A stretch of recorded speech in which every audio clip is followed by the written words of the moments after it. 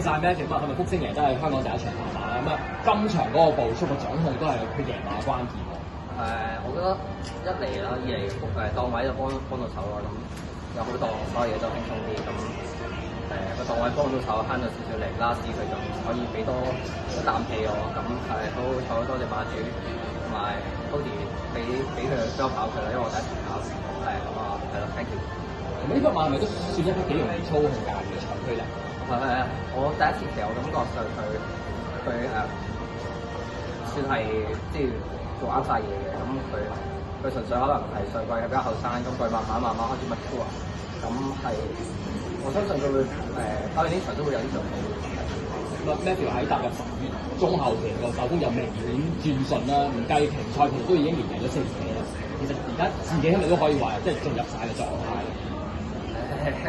我其實我一直我感覺我都唔係話自己唔知過嘅嘢，純粹係真係爭少少即係贏輸爭少少運氣啦。咁可能慢慢即係有啲甩咁贏少少咁樣，但係嗰樣嘢我幫到手咁係啦。預祝繼續好運，繼續贏馬。OK，唔該晒 Matthew，thank you。